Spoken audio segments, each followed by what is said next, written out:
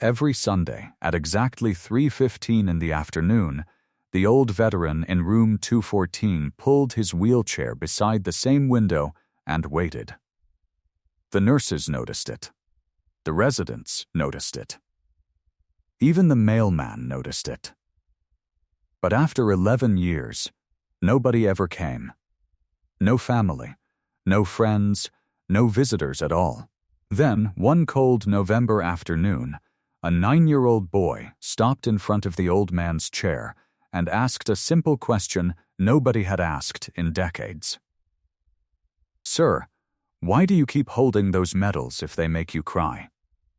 And for the first time in years, the old veteran looked up. Before we begin, subscribe to the channel and comment below where you're watching from. Stories like this remind us how easily quiet people can be forgotten. The nursing home smelled like antiseptic and old flowers. Autumn had arrived the way it always does in small towns, quietly, without announcement, stripping the oaks along Mercer Street down to bare, reaching fingers. The light that came through the common room windows in late October was thin and pale, the kind of light that makes everything look slightly faded, like a photograph left too long in the sun. His name was Harold Eugene Marsh. 81 years old. Room 14, East Wing. Every Sunday morning, before the breakfast trays were collected and before the television in the corner was switched to the afternoon news, Harold would push himself up from his bed, dress slowly and deliberately, slacks pressed, button-down shirt, a brown cardigan worn soft at the elbows, and make his way to the chair by the large window at the end of the common room hall. He always chose the same chair. Nobody else wanted it.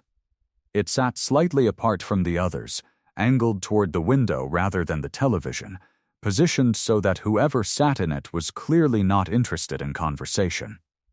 The staff had learned this early. New aides would sometimes approach with a cheerful "Good morning, Mr. Marsh," and he would respond with a single, polite nod. Not unfriendly, exactly, but final. A nod that meant, "That is enough of that." So they left him alone.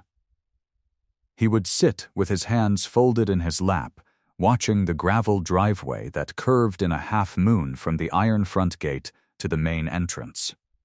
Watching the way the morning light moved, watching the occasional car slow near the gate, signal, and then, more often than not, continue on past without turning in. He watched the gate every Sunday. Had done so for 3 years. The staff assumed it was habit, or perhaps mild dementia. Margaret, the day nurse, had once mentioned it gently to the attending physician. "He just stares at the driveway." The doctor had written something in the chart and changed nothing. There was no medication for watching and waiting. On the small table beside his chair, Harold kept 3 things: a glass of water, a worn paperback he never opened, and a flat wooden box, no bigger than a shoebox, dark walnut, with a small brass latch. The box was always closed. He never opened it in front of anyone. Except, the staff had noticed, on Sundays. On Sundays he sometimes rested one hand on top of it, not opening it, just resting his hand there, the way a person rests a hand on the shoulder of someone they cannot bear to look at directly. Most of the staff assumed he was difficult. Not mean, Harold was never mean, but sealed. Closed in the way that very old grief closes a person, not with anger but with a kind of permanent, exhausted stillness. He was a veteran, Margaret told the new aide, a young woman named Cora, during her first week. "Korean War has some medals in that box. That's all I know. He doesn't talk about it. Does anyone visit him?" Margaret glanced toward the window chair, where Harold sat with his back to them, his white hair catching the thin autumn light. "No," she said, "not anymore." It was the second Sunday of November when the boy first appeared. He came through the front doors holding his grandmother's hand, moving with the bouncing, slightly impatient energy of a child who has been promised this visit will be quick. He was 6, maybe 7, small for his age, with large dark eyes and a winter coat 2 sizes too large that swallowed his narrow shoulders. His grandmother was visiting a friend in the East Wing. The boy's name was Owen. While his grandmother sat with her friend behind the half-closed door, Owen was installed in a plastic chair in the hallway with a small backpack, a juice box, and instructions not to wander. He lasted approximately 4 minutes before he began to wander. He wasn't drawn to the common room deliberately. He simply followed the hallway where it went, the way children follow corridors, trusting that something interesting will be at the end. What he found was Harold. Owen stood in the doorway of the common room for a long moment, studying the old man in the window chair the way children study things they haven't been told to ignore yet. He noticed the straight-backed posture, the folded hands, the careful stillness. He noticed the wooden box. He noticed, in particular, the way the old man's eyes were fixed on the driveway with an expression Owen didn't have a word for yet, but which he understood in the wordless way children understand things, as a kind of hurting. Owen crossed the room. He stopped beside the chair, just within the old man's peripheral vision. Harold turned his head. For a moment, neither of them spoke. Harold looked at the boy with no particular expression. Not welcoming, not dismissive, just present. "Are you waiting for someone?" Owen asked. Harold looked at him for another moment. Then, he looked back at the window. "I don't know," he said. His voice was low and steady, like a voice that had decided long ago to use as few words as possible. Owen considered this answer. He pulled a small plastic chair from the nearby table and sat down beside Harold without asking permission, which Harold noticed. The boy didn't ask if it was all right. He simply sat and looked out the window at the same driveway. They sat together in silence for almost 10 minutes before Cora found Owen and quietly steered him back to the hallway. Harold watched the boy go. Then, he looked back at the window. He rested his hand on the wooden box. It was later that same afternoon, after Owen and his grandmother had left, after the dinner trays came and went, that Margaret found Harold still in the window chair. The common room was empty. The November sky outside had gone the color of pewter. He had opened the wooden box. She slowed in the doorway, not wanting to intrude. She could see the edge of what was inside, the dull glint of metal, ribbons faded from their original colors. Metals, as she'd said. But there was something else. He was holding a piece of paper, folded many times, yellowed at the creases, the kind of yellow that comes from decades, not months. His hands, normally so steady, were trembling slightly. He was reading it, or perhaps rereading it. Or perhaps just holding it, the way you hold something that has no good place to be put down.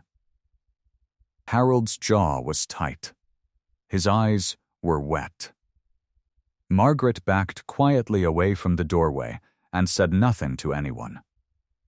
Some things, she had learned in 20 years of this work, are not symptoms. Some things are just the weight a person has been carrying, finally visible for a moment, before they fold it up and put it away again. He came back the following Sunday. And the Sunday after that, his grandmother visited her friend every week. Her friend was in poor health and the visits mattered, and each time, Owen made his way down the East Wing corridor to the common room, dragged his plastic chair to the window, and sat beside Harold Marsh, without ceremony or explanation. Harold said very little. Owen, for his part, seemed to understand that this was the arrangement. They watched the driveway together. Sometimes Owen brought things, a drawing he'd done at school, a smooth stone he'd found interesting, a paperback book of jokes he'd read aloud one afternoon, while Harold sat with the particular stillness of a man trying very hard not to smile.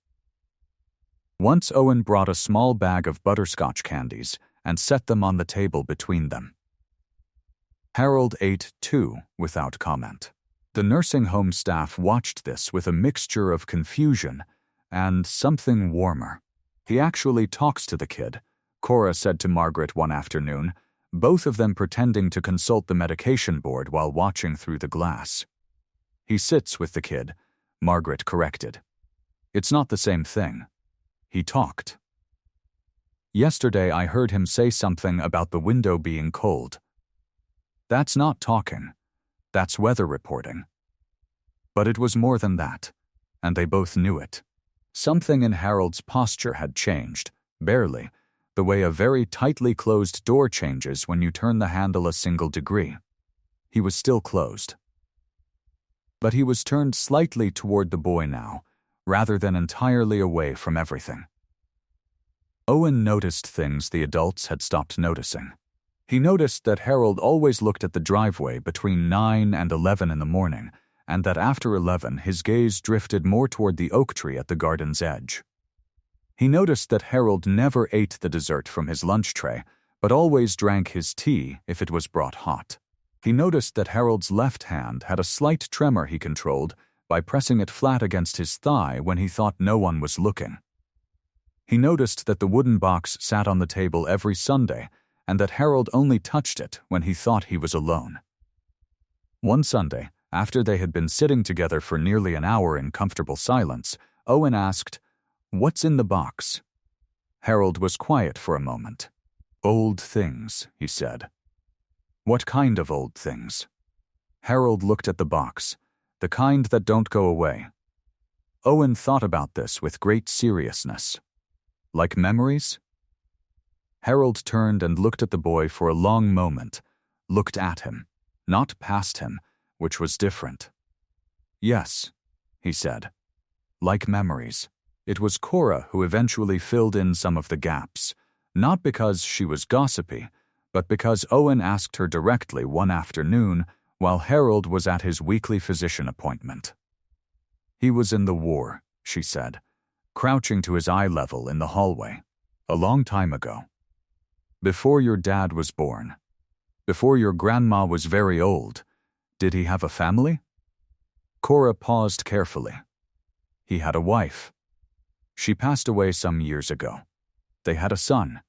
She stopped there. "Where's his son?" "I don't know exactly," she said, which was true in the way that careful truth sometimes is. Owen was quiet for a moment, looking at the common room doorway. "Is that why he watches the driveway?" Cora looked at the doorway too. She had worked in this building for 4 years and had never quite thought about it that way, framed that plainly, with a child's directness. "I think so, sweetheart," she said. "Yes, I think that's why." The following Sunday was cold enough that the grounds staff had swept the first dry leaves from the driveway, and the oak tree at the garden's edge was nearly bare. Owen sat beside Harold and studied his profile for a long while. "You have medals," Owen said. Harold's hand moved involuntarily toward the wooden box. "Some," he said, "for being brave?" Harold was still for a moment. When he spoke, his voice was careful in the way of someone placing something fragile on an uncertain surface. "For being there," he said. "That's all.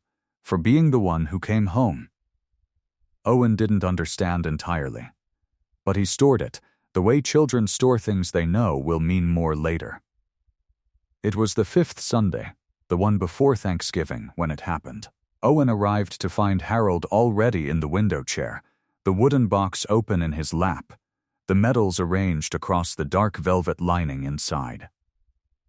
Harold heard the boy's footsteps and closed the box, but not before Owen, who had drawn close quickly, saw clearly what was inside. There were 4 medals on the velvet. 5 ribbons. A folded photograph, and a second, smaller pin, bronze, simple, resting slightly apart from the others, as though placed there deliberately, separately. Owen had already dragged his chair over. He sat down. He looked at Harold's face and didn't ask about what he'd seen. He simply sat with the old man in the way that had become their custom, close, quiet, present. But later, while Harold dozed briefly in the afternoon light, the only time he let himself sleep in the chair, when the boy was there, Owen leaned forward and looked very carefully at the slightly ajar box. The bronze pin had a small engraved tag attached to it. Owen was still learning to read, but he was good at letters. He sounded the name out silently. It wasn't Harold. Have you ever realized too late how lonely someone you loved truly was? Tell us below. Owen carried the name for 2 Sundays before he said it aloud. He turned it over the way he turned over smooth stones in his pocket, not because he had a question yet, but because he knew it meant something. The name on the bronze pin. James T. Calloway. He'd asked his grandmother to read it back to him, telling her he'd found it written somewhere, which was almost true. That's a person's name, she'd said. I know, said Owen. The Sunday he finally asked, November had gone entirely gray. Harold had been quieter than usual. The driveway was empty, had been empty all morning, and Harold's hand had gone to the box twice already, rested on top of it, lifted away. Who is James Calloway? Owen said. The silence that followed was the longest Owen had ever sat inside. Harold did not look at the boy. He looked at the oak tree, leafless now, its bare branches making a thin, dark pattern against the white sky. His jaw moved once, like a man testing the weight of a door before deciding whether to open it. He was my best friend, Harold said at last. Owen waited. We trained together. Went over together. A pause. He was 22 years old. He had a wife at home. A daughter he'd never met yet. Another silence. Harold's hand went to the box and stayed there. What happened to him? Owen asked, very quietly. For a long time, Harold didn't answer. When he did, his voice was lower, scraped clean of everything except the plain facts. I made a decision, Harold said. In the dark, in the cold, in a place I can still see if I close my eyes. I made a decision, and Jimmy didn't come home, and I did. Was it the wrong decision? Harold looked at Owen for the first time in several minutes. I have been asking myself that, he said slowly, for 54 years. It came out in pieces over 3 Sundays, the way old wounds open slowly, one layer at a time. There had been a night patrol. 2 men separated from the rest. A choice Harold had made in the dark. Go left, go right, take cover, move forward.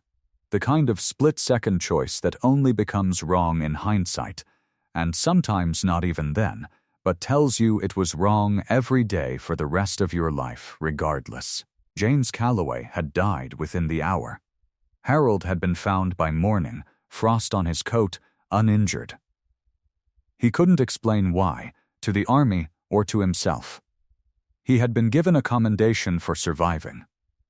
He had put the commendation in the bottom of the wooden box and placed James Calloway's service pin on top of it, where he would see it every time he opened the lid.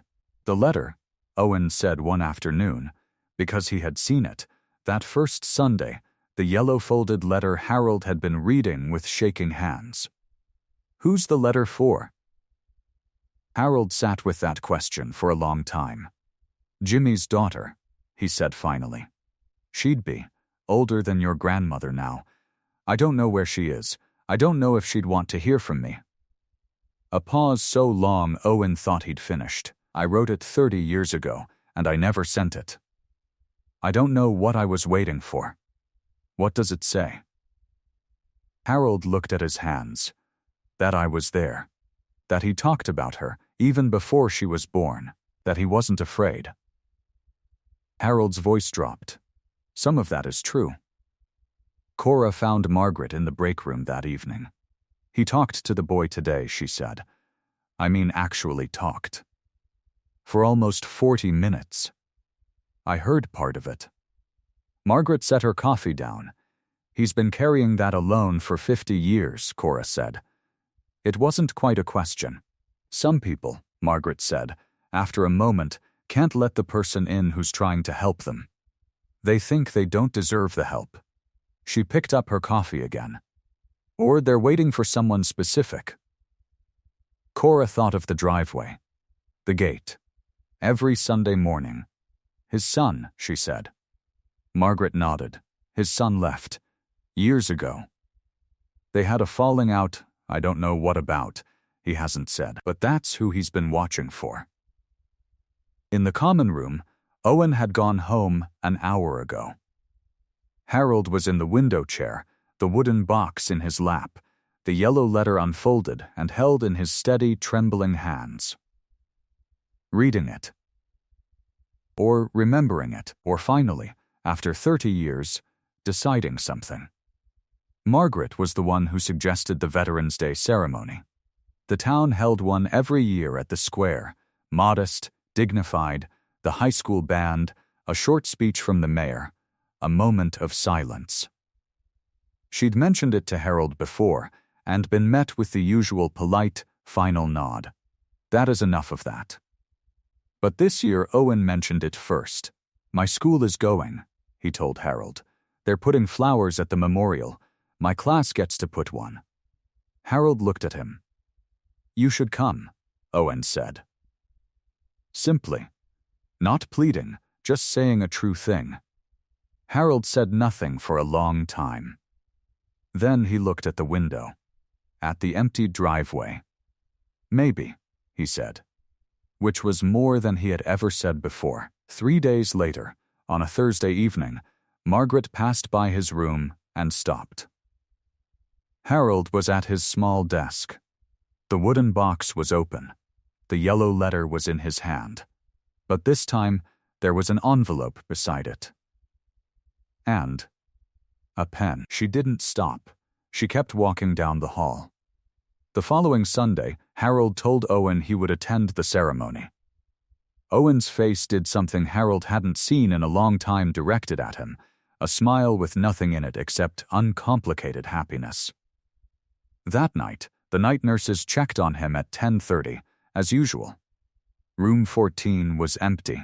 The bed was made. The wooden box was on the nightstand, lid closed. His brown cardigan was gone. The nurses checked the bathrooms, the common room, the garden entrance. Margaret was called at home. 2 aides searched the east wing, the west wing, the dining room. They found the front door unlocked, which wasn't how they'd left it.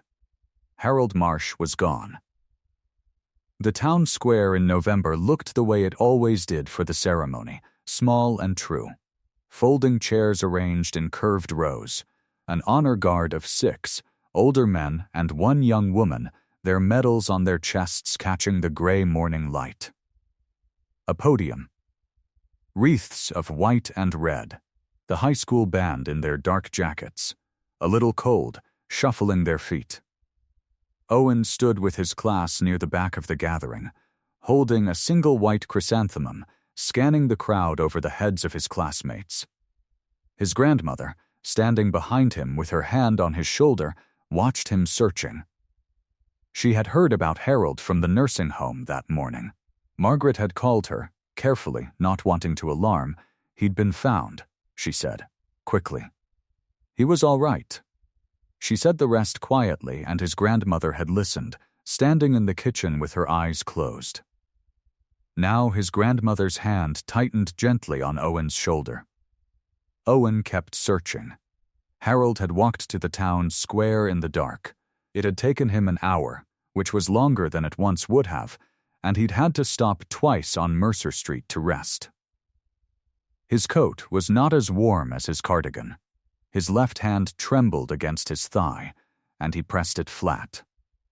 The old habit. He had sat on the stone bench at the edge of the square for the rest of the night. He hadn't planned it, exactly. He'd simply found, sometime around 10 o'clock, that he could not wait until morning. That if he waited until morning he might change his mind.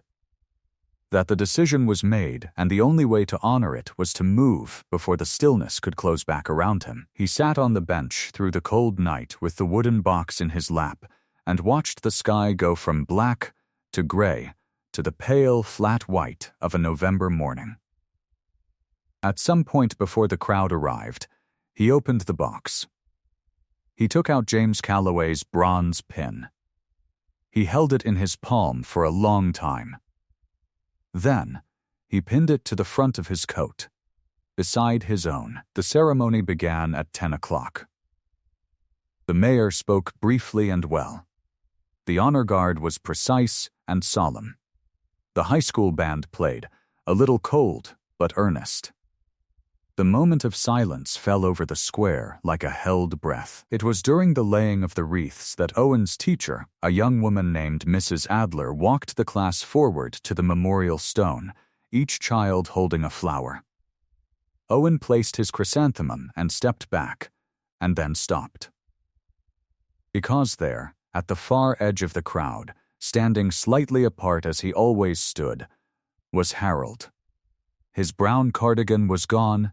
He was wearing his good coat. On his chest, 2 pins caught the light. One was his own. The other, Owen knew, was James Calloway's. Owen looked at him across the crowd for a moment. Then he walked over, through the rows of chairs, past the politely startled faces of strangers, and stood beside Harold.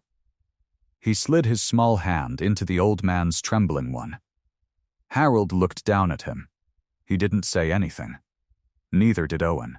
They stood together and faced the memorial stone, the way they had always stood together. Close, quiet, present. After the ceremony, something unexpected happened. An older woman had been standing at the back of the crowd for the last 20 minutes of the ceremony. She was perhaps 70, wearing a dark coat, her silver hair cut short.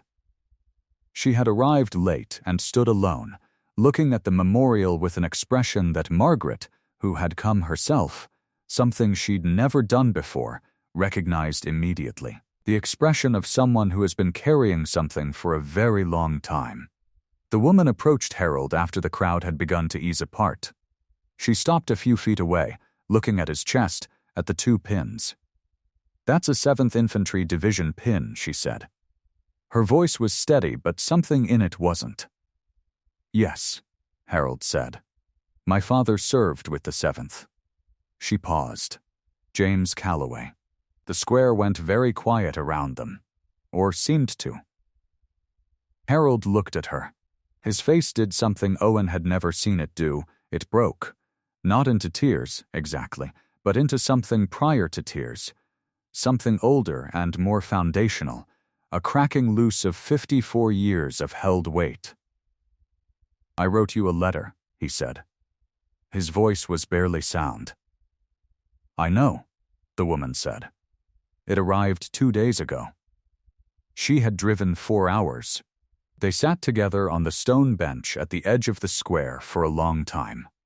Harold and the woman whose name was Ruth, James Calloway's daughter, who had grown up without a father and who had spent no small part of her life wondering about the men who had been there at the end of his. Owen sat nearby with his grandmother, close enough, not intruding. His grandmother held his hand and watched Harold's face. She had seen grief before. She had seen guilt. She had watched enough people in her years to know the particular way the body changes when it finally puts something down. Harold's shoulders, she realized, were different, lower, easier. Like a man who had been braced for a long time against something that had at last stepped back. In the weeks that followed, the nursing home was slightly different in ways that are hard to name precisely.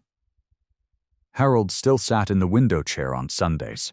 He still watched the driveway between 9 and 11. But now there was sometimes something beside the water glass and the unread paperback, a letter in progress. Or a photograph, standing upright, of 2 young men in uniform, 20 and 22 years old, squinting into a cold foreign sun. Ruth came once, then again.